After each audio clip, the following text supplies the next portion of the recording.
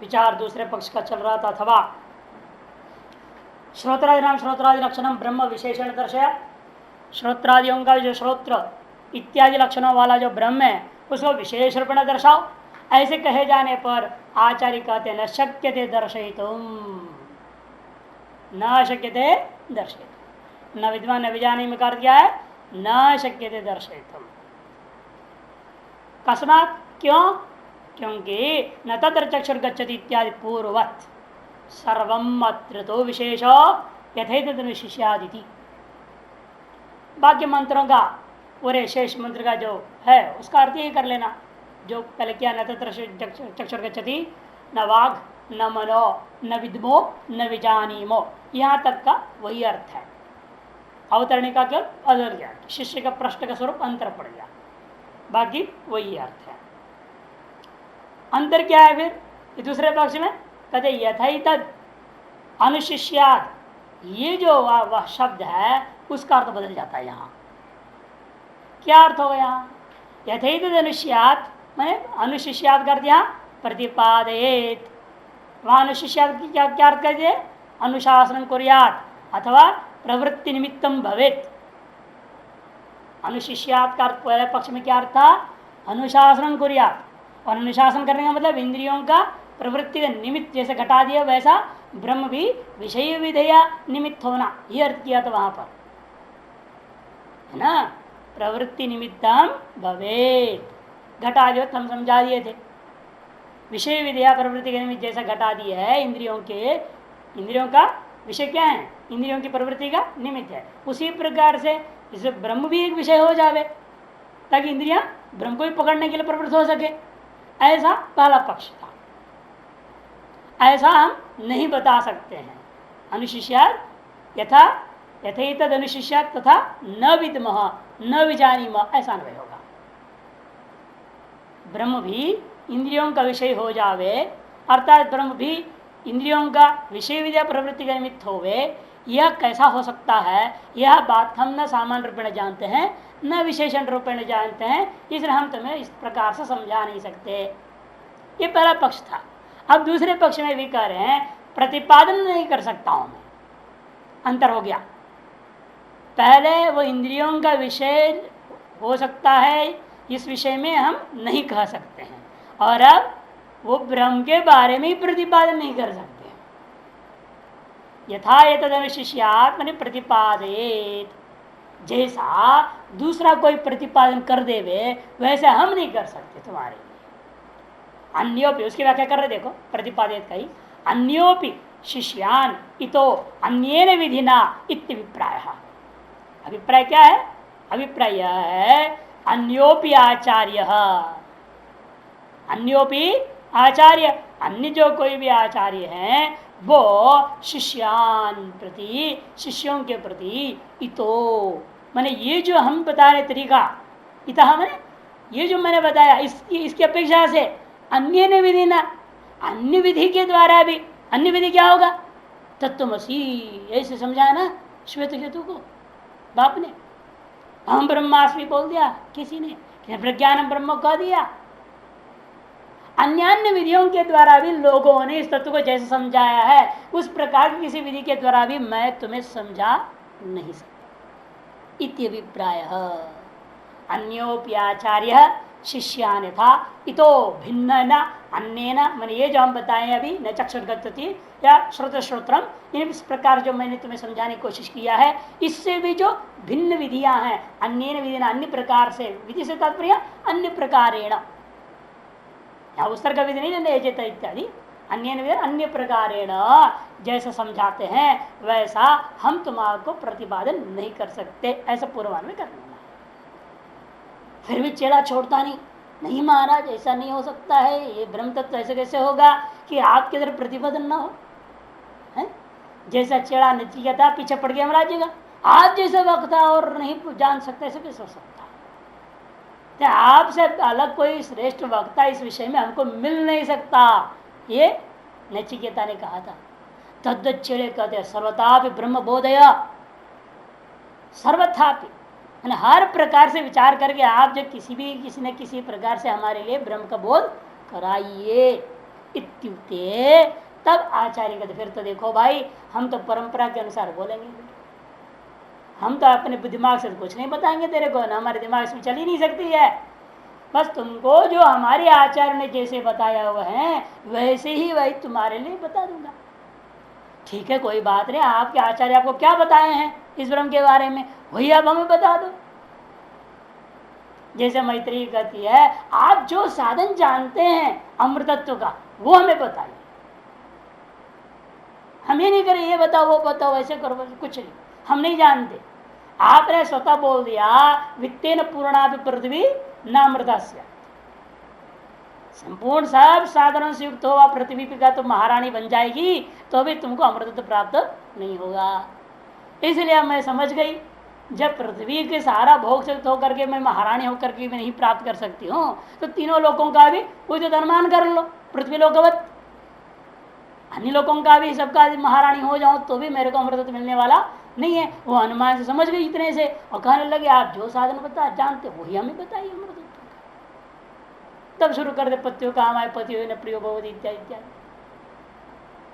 उसी पर यहाँ पर चेड़ा का कहना है हाँ कोई बात नहीं, आप जिस प्रकार से जानते हैं जैसे आपके आचार्य ने आपको समझाया वही प्रक्रिया हमको बता दी। तब सुनो क्या है वो, अन्य देव तद्विदिता अथवा विदिता तदि इति आगमम, बस ये आगम है। उपदेश पारंपर्य माह इति संबंध,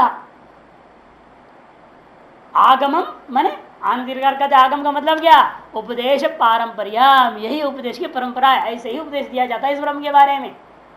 यह उपदेश की परंपरा है, इस परंपरा को ही मैं तुम्हारे लिए पूर्वाने आचार्य आगमम आह ऐसा हुआ।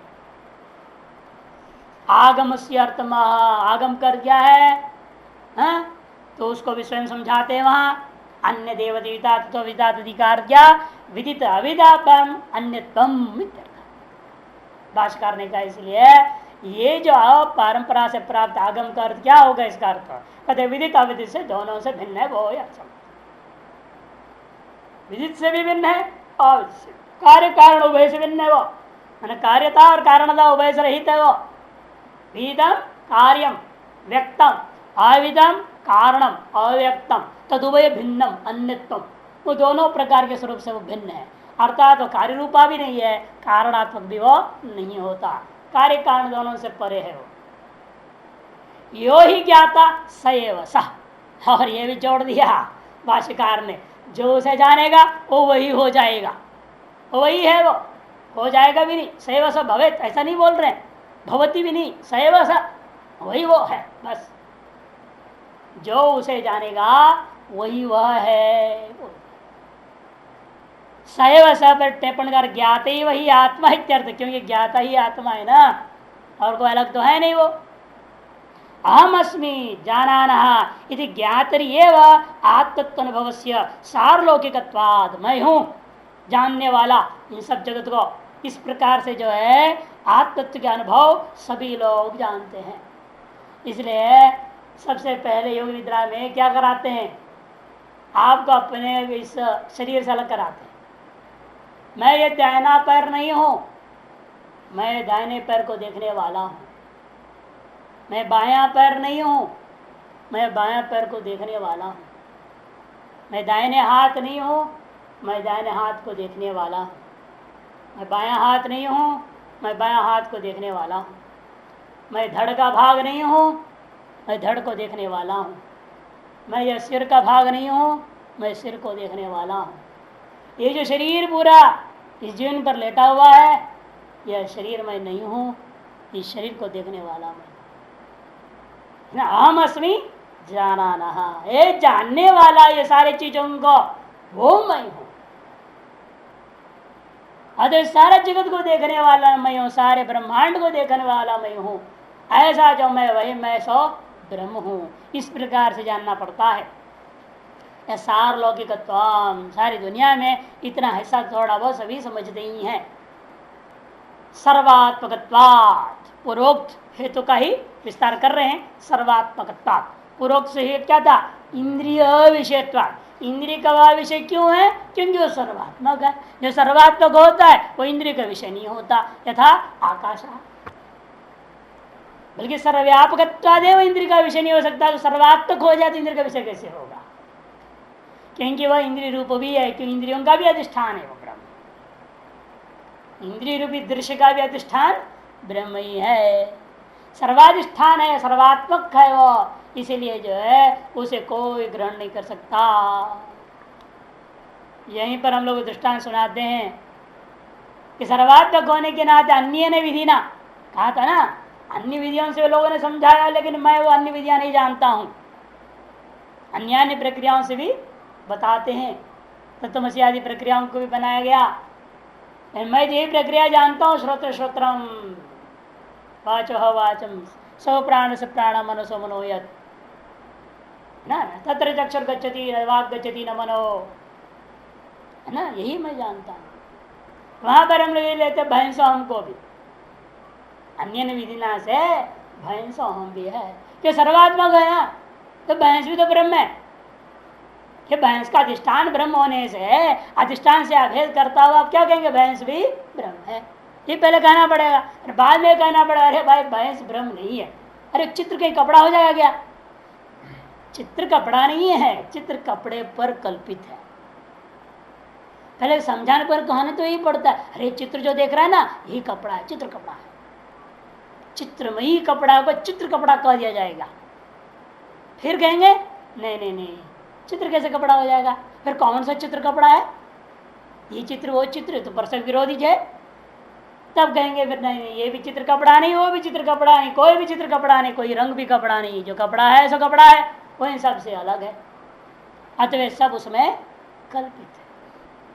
अतः आप चित्रों से भिन्न उस कपड़े मात्र को देखो, अंत में ले जाना पड़ता है। उसी प्रकार भैंसों में भी तो किया, जब सारा ब्रह्म कल्पित भैंस है तो भैंस भी उसी में है, अच्छा भैंस ही ब्रह्म है, ऐसे पहले कह देना पड़ता। फिर धीरे समझा नहीं भैंस ब्रह्म नहीं है, भैंस तो ब्रह्म में कल्पित है। भाई तुम ब्रह्म हो, तुझमें ये भैंस कल्पित है, तो हम ब्रह्मास्मि में ले जाना पड़ता है। इसलिए कहते अतः सर्वात्मनो ज्ञातु हो ज्ञात्रंतर भावाद विदिताद विदिताद अन्यत्वम। सर्वात्मकत्वाद की व्याख्या कर रहे हैं स्वयं अभी, क्योंकि सर्वात्मक है का मतलब क्या है? क्योंकि विदितात्मक भी है और अविदितात्मक भी है, अर्थात वह वास्तव विदित से अन्य भी है, अविदित से भी अन्य है। कैसे वो समझा रहे हैं। अतः सर्वात्मनो ज्ञात हो, जो सर्वात्मा ज्ञाता है वह दूसरे ज्ञाता की अपेक्षा नहीं रखता। ज्ञात्रंतर अभावात, ज्ञात्रंतर अभाव है, दूसरा कोई ज्ञाता इसको जानने वाला नहीं है। जैसे मृणमय घट है, लेकिन मृणमय घट को जानने वाला मृतिका और घट दोनों से भिन्न कोई दूसरा है ना। इसका सर्वात्मा है, सर्वमय जो आत्मा है, उस आत्मा को जानने वाला सर्व और आत्मा से भिन्न कोई दूसरा है क्या? नहीं। इसलिए सर्वात्मनो ज्ञात हो ज्ञातंत्र भाव। विदित कौन होता है? विदित कौन है? घटादि। क्यों उसको विदित हम कहते हैं? क्योंकि उससे भिन्न जानने वाले आप हैं। एक वस्तु हो और उससे भिन्न जानने वाला दूसरा वस्तु हो, उस दूसरा जो जानने वाले का दृष्टिकोण में पहला क्या कहा जाता है? विदित है। उसी प्रकार से एक है जो सर्वात्मभूता ज्ञाता, एक है वस्तु है मान लो, और यह वस्तु को विदित यदि कहना होगा तो हमें क्या कहना पड़ेगा? इस ज्ञाता को जानने वाला कोई दूसरा है, ये भी ज्ञाता है। पहले हम इसे दृष्टांत देते हैं घट को, जड़ को ले लो घट, इसको हम घट को विदित क्यों कहते हैं? ये जान लिया जाता है या जान लिया गया है, ये क्यों कहा जा रहा है? कौन है वो जानने वाला? उससे भिन्न होता है। ज्ञातंत्र विद्यमान जब होगा तब पूर्व वस्तु क्या होता है? ज्ञात होकर के उसमें विदितत्व शब्द प्रयोग होता है। ज्ञातम विदितम मया ऐसा बोला जाएगा। लेकिन जब सर्वात्म रूपा ही ज्ञाता, ज्ञाता क्या है? सर्वात्म रूपा जो ज्ञाता है उसको जानने वाला कौन है? दूसरा कोई है? नहीं है। जब दूसरा नहीं है, अतएव दूसरा जानने वाला न होने के कारण से यह विदित नहीं रहा। ये इनका कहना है। विदिताद अन्यत्वम, इसलिए उसको विदित से भिन्न कहा जाता है। इसका क्या प्रमाण है? सर्वात्मभूत ज्ञाता को कोई दूसरा ज्ञाता नहीं है, फिर दूसरा ज्ञाता कोई तीसरा ज्ञाता, तीसरा का कोई चौथा करके अवस्था दोष भी हो जाएगा ना, समस्या खड़ी हो जाएगी। एक ज्ञाता को जाने वाला दूसरा ज्ञाता है, दूसरा ज्ञाता को जाने वाला तीसरा ज्ञाता है। कहते होता तो ऐसे ही है संसार में। कैसे गुरु को शिष्य नहीं जाना, शिष्य को गुरु को जाना, इन दोनों को भक्त नहीं जाना, और भगत को जगत नहीं जाना। हाँ, क्योंकि कहावत है ना, भगत ठगत है जगत को, भगत ठगत है जगत को, तब तो पैसा कमाता है। फिर भगत को ठगत है संत, संत को ठगत है महंत, और बड़ा हो जाएगा। फिर एक दूसरे को तो जान रहे हैं ना हम लोग, ये भी ज्ञातो भी ज्ञाता है, वह ज्ञाता इस ज्ञाता को जान रहे, यह ज्ञाता उस ज्ञाता को तो जान रहा है ना। तब कहते नहीं नहीं, ये भी नहीं हो सकता। न सवेद्य न सवेत्ति वेद्य न च तस्यास्ति वेत्ता। लेने आत्मा ऐसा नहीं, विशिष्ट चीज को आप ले सकते हो। चैत्र मैत्र को जाना, मैत्र चैत्र को जाना, वहां पर है क्या, विशिष्ट चैतन्यों को जानने की बात है, सामान्य को नहीं। सामान्य की जहां बात आती है, जो सर्वात्मा ज्ञाता, इसलिए भास्कर जान के शुरू कहां से किए, सर्वात्म ज्ञाता, विशिष्ट ज्ञाता को नहीं लेना। सर्वात्म रूप जो ज्ञात हो कहा गया, सर्वात्मनो ज्ञात हो, न तो विशिष्ट ज्ञात हो। विशिष्ट से ज्ञात उच्चेतरी एकम अन्यो जानात्येव, एक अन्य विदित है कि नहीं, एक के प्रति दूसरा विदित हो जाएगा। चैत्र को मैत्र विदित है, मैत्र को चैत्र विदित हो जाता है विशिष्ट में तो। लेकिन हमें इसलिए विशिष्ट को नहीं लेना है। जो सर्वात्मभूत ज्ञाता है सामान्य, वह सवेत्ति वेद्यम सर्वम, वह समस्त व्यक्ति को जानता है। न च तस्य अस्ति वेत्ता। श्वेता सूत्र परिषद 3:19 3:19। उसका कोई वेत्ता, कोई दूसरा कोई उसका वेत्ता नहीं है, ऐसे साफ साफ कह दिया। इति च मंत्र वर्णात, यह मंत्र वर्ण स्पष्ट कर रहा है। इस पर से 2 नंबर टिप्पण बड़ा सुंदर है, देखिए। सर्वात्मत्वात् ननु अस्तु ज्ञात ही आत्मा, ज्ञाता ही आत्मा हम मान लिए हैं, लेकिन फिर भी एको ज्ञाता आत्मा अपरेण आत्मना ज्ञात्रा जायते एव। ना, एक ज्ञाता चैत्र नाम का व्यक्ति है, वह एक दूसरा आत्मा जो मैत्र नाम का, उसके द्वारा जाना जाता है। इति सर्वत्र आत्मसो जेत्वम संभवात, इधर सारी आत्मा क्या हो जाएंगे, एक दूसरे का ज्ञेय। इसे सर्वात्मा ज्ञेयम, ऐसा अनुमान कर सकते हैं। सर्वात्मा ज्ञेयम अन्योन्येन विदितत्वात्, अन्योन्य के द्वारा विदित होने से। क्योंकि यहाँ पूर्व पक्ष जो यहाँ शंका को जान के पूछ रहे हैं, टिप्पण कर उठाए हैं, सर्वात्मा का क्या करेंगे, सर्वेशम आत्मा ऐसा करेंगे, सर्वैव आत्मा इति सर्वात्मा करेंगे।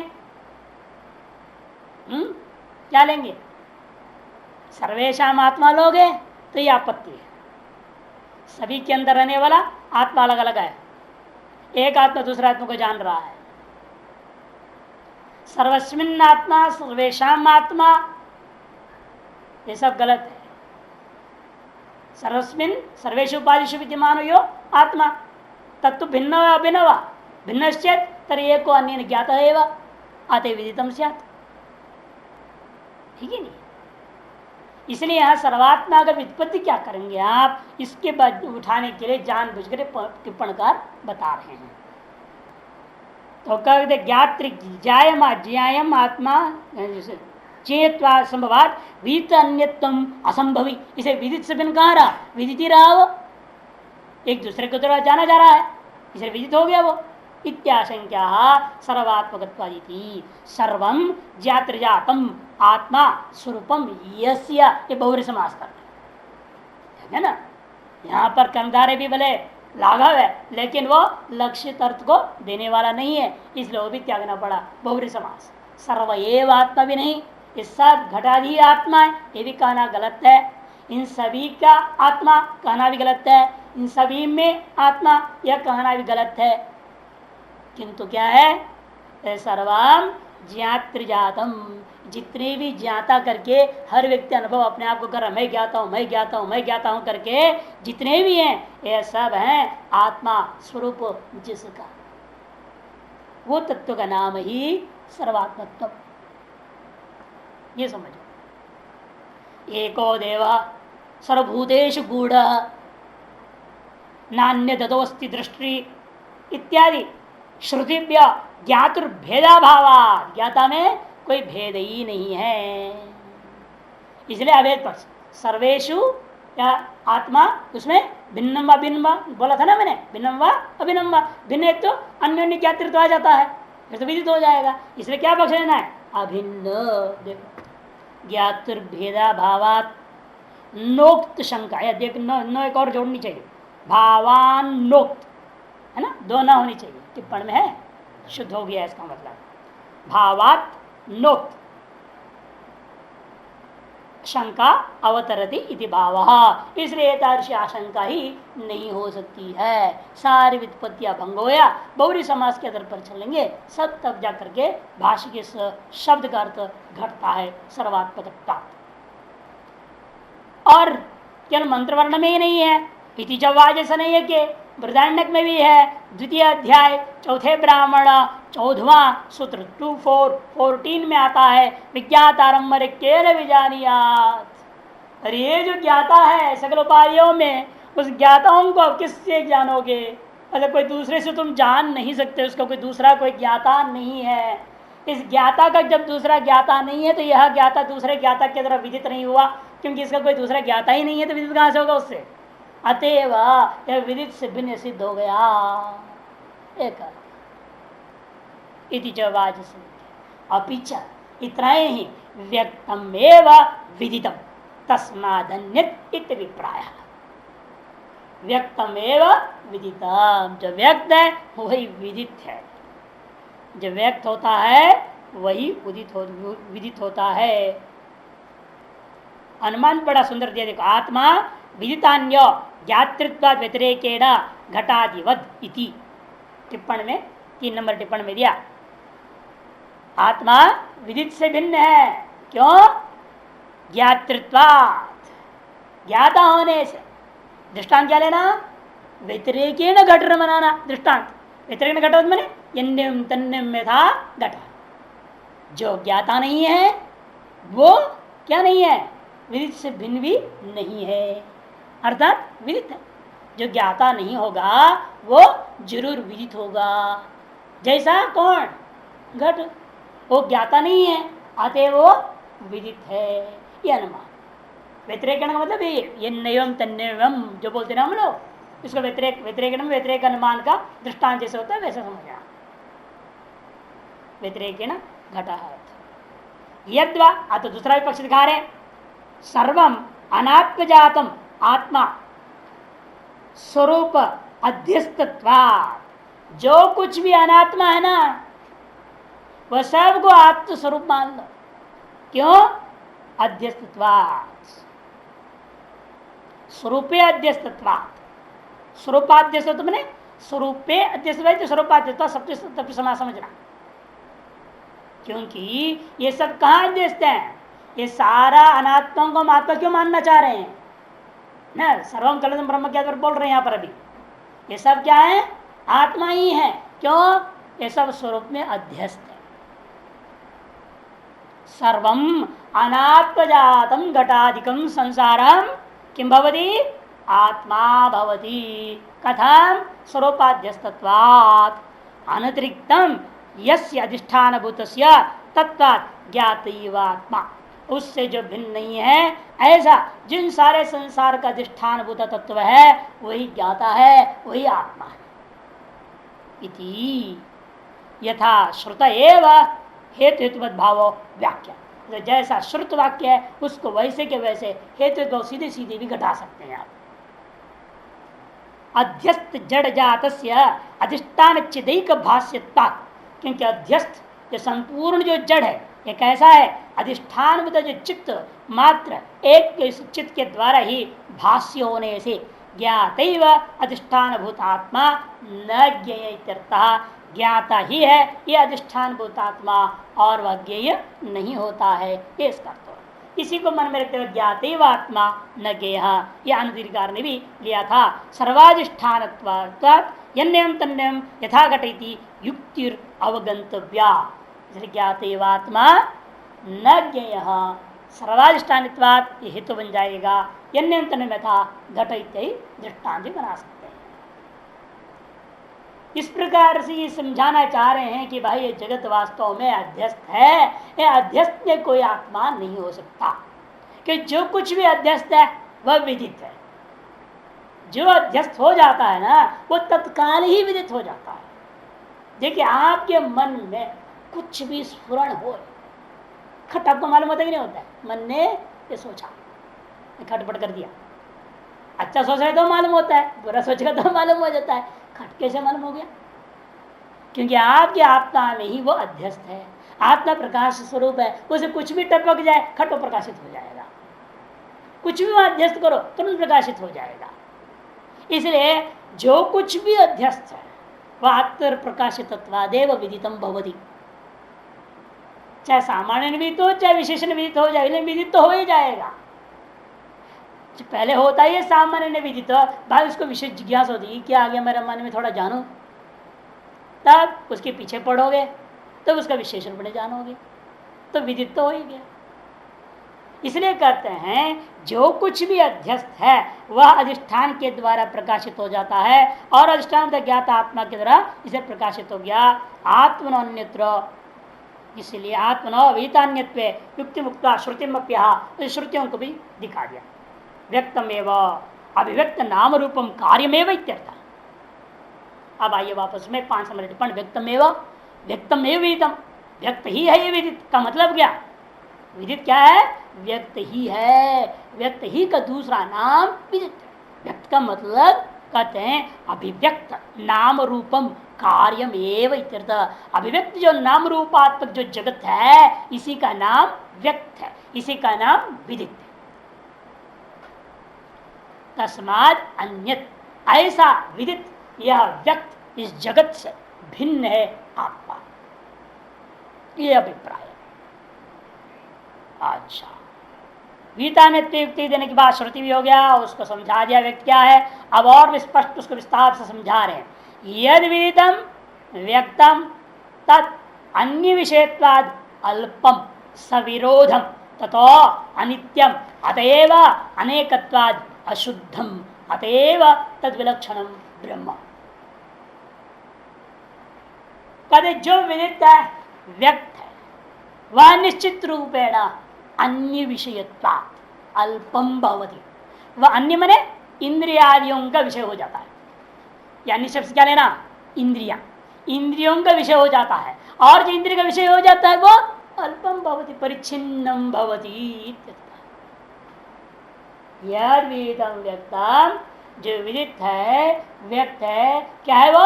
नाम रूपात्मक कार्य जात्य संसार, ये कैसा है? वह अन्य विषयत्वात्, अन्य विषयत्वात् माने इंद्रिय विषयत्वात्। क्योंकि आत्मा कैसा था? क्या युक्ति देते पहले, वहीं शुरू हुई थी ना, आत्मा इंद्रिय विषयत्वात्, और विदित क्या है? इसलिए इंद्रिय विषयत्वात्। इसे अन्य विषयत्वात् का अर्थ इंद्रिय विषयत्वात्। इंद्रियों का विषय जो है वो कैसा होता है? अल्पम। अल्पम माने परिच्छिन्नम भवति, परिच्छिन्न होगा वो, केवल परिच्छिन्न होता ही नहीं, सविरोधं च भवति, आपस में विरोध भी खाते ही है। जहाँ घटे वहां पट नहीं रहेगा, जहाँ पटे वहां घट नहीं रहेगा, एक दूसरे से लड़ते हैं, कहते मैं जाऊंगा तेरे को नहीं बैठने दूंगा, एक दूसरे से लड़ाई होती रहती है। अर्थात एक के स्थान पर दूसरा नहीं, दूसरे स्थान पर तीसरा नहीं। इस तरह से ये कैसा है? ये कालतः परिच्छिन्न है, देशतः परिच्छिन्न भी है, और वस्तुतः परिच्छिन्न। अल्पम ये हो गया आपका कैसे परिच्छिन्नता, किस परिच्छिन्नता लेंगे? सविरोधम तो वस्तुतः परिच्छिन्न है वो, और अनित्यम कालतः परिच्छिन्न कर ही रहे हैं। इसे पहले वाले को देशतः परिच्छिन्न लेना। तीनों प्रकार का परिच्छेद युक्त होता है विदित। अल्प व्यक्त, जो व्यक्त होता है तीनों प्रकार का परिच्छेद से युक्त होगा, और देश से परिच्छिन्न होगा, वस्तु से परिच्छिन्न होगा, और काल से परिच्छिन्न होगा। इसको शब्दों में कहा अल्पम सविरोधम अनित्यम। विरोध भी कैसा और स्पष्ट है, छाया तपो जहां आतप है वहां छाया नहीं आ सकता, छाया वहां आतप नहीं होगा। आपने यहाँ घड़ा रख दिया, फिर घड़ा रहेगा वहां भूतल पे, वहां उसी भूतल पर उसी देशावच्छेद उसी कालावच्छेद देना, कपड़ा भी रख दो नहीं रहने देगा घड़ा वहां पर। मैं बैठा तो कहाँ जाएगा, तो मेरे ऊपर रहेगा, लेकिन तू भूतल पे नहीं रह सकता। आप घड़े के ऊपर कपड़ा रख सकते हो, लेकिन भूतल पर घड़ा रख सकोगे क्या? जब भूतल पर घड़ा है तो कपड़ा नहीं हो सकता, और भूतल पे कपड़ा है तो वहां घड़ा नहीं हो सकेगा, फिर कपड़े के ऊपर घड़ा रखना पड़ेगा। यानी एक ही रहेगा, एक कालावच्छन एक देशावच्छन भूतल में एक ही वस्तु रह सकता है, दूसरा घुस नहीं सकता। आत्मा ऐसा नहीं ना, सर्वांतर्यामी सर्वव्यापक है, सर्वनियंता है, सर्वरूप भी है, कहा नहीं है वो। न विद्मस्तत्व यदि तम न भवसी महम न स्तोत्र कमरकस्तम तम शोभा इत्यादि। इसे कहते हैं अन्य विषय का कैसा है वो, अल्पम भवति सविरोधम भवति ततो अनित्यम भवति। जो देशतः और वस्तुतः परिच्छिन्न है वो निश्चित रूप कालतः परिच्छिन्न होगा, नित्य होगा ही। अतएव इसलिए यह भी सिद्ध हो गया विदित हमेशा कैसा होगा, अनेकत्वात् अशुद्धम, अनेक होगा, और जो अनेक है वो निश्चित रूप में शुद्ध हो ही नहीं सकता, वो अशुद्ध ही होगा।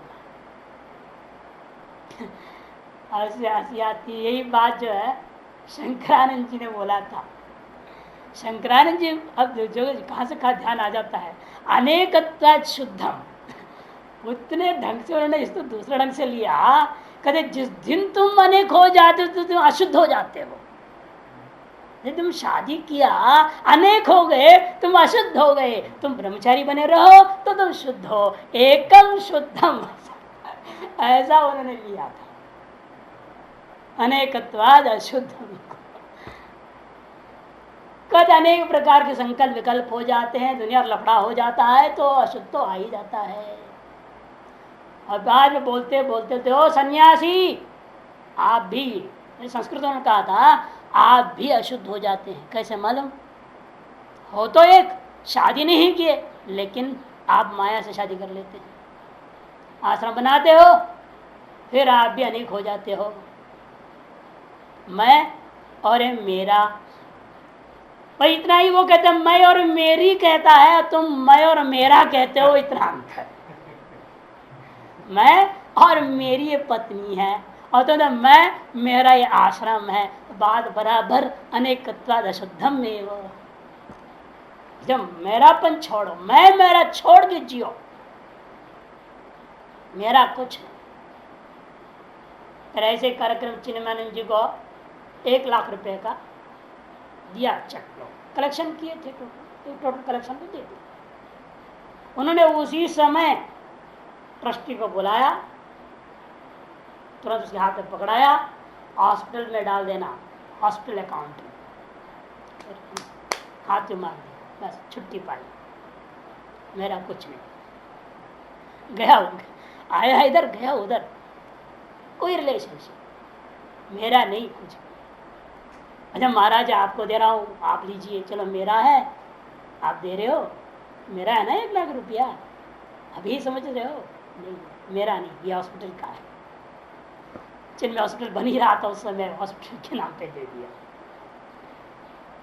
तो ये संतों का अपना तरीका है, मेरापन खत्म कर देते उसमें, मेरा नहीं, क्या छुट्टी पाई। तो इसलिए कहते हैं कि भाई अशुद्ध अनेकत्वाद अशुद्धमेव, ये सब क्या है, कहाँ है ये सारी चीजें, विदित में, व्यक्त में, ये सारी समस्या।